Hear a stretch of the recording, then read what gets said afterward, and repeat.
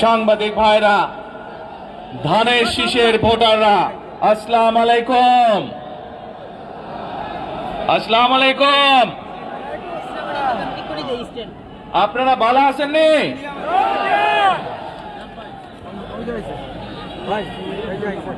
আলহামদুলিল্লাহ।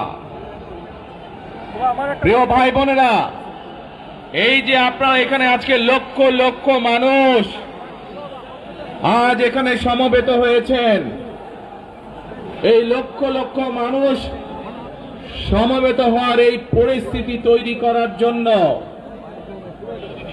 হাজারো মানুষ প্রাণ বিসর্জন দিয়েছে গত 15 বছর। আপনারা আজকে এই যে লক্ষ মানুষ এখানে উপস্থিত হয়েছেন, আপনাদের যে রাজনৈতিক অধিকার প্রতিষ্ঠা করার জন্য, আপনাদের কথা বলার বাক স্বাধীনতার অধিকার, আপনাদের নিরাপত্তা পাওয়ার অধিকার প্রতিষ্ঠিত করার জন্য আজ যে আপনারা এখানে একত্রিত হয়েছেন, এই অধিকার প্রতিষ্ঠিত করতে গিয়ে আমরা আমাদের মাঝে থেকে ইলিয়াস আলীকে হারিয়েছি, আমরা আমাদের মাঝে থেকে জুনায়েদকে হারিয়েছি, আমরা আমাদের মাঝে থেকে দিনারকে হারিয়েছি।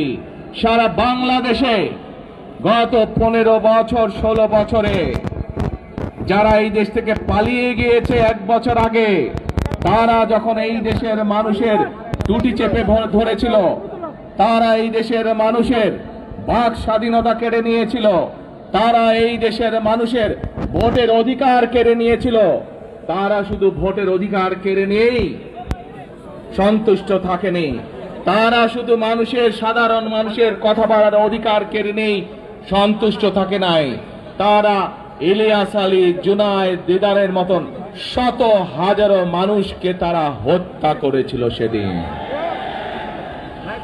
তারা বাংলাদেশের লক্ষ লক্ষ বিএনপি সহ লক্ষ লক্ষ সাধারণ মানুষকে গুম খুনের মামলা দিয়ে জর্জরিত করেছিল। প্রিয় ভাই বোনেরা, আমরা দেখেছি বিগত 15-16 বছরে উন্নয়নের নাম করে কিভাবে দেশের মানুষের সম্পদ লুটপাট করে বিদেশে পাচার করে দেওয়া হয়েছে।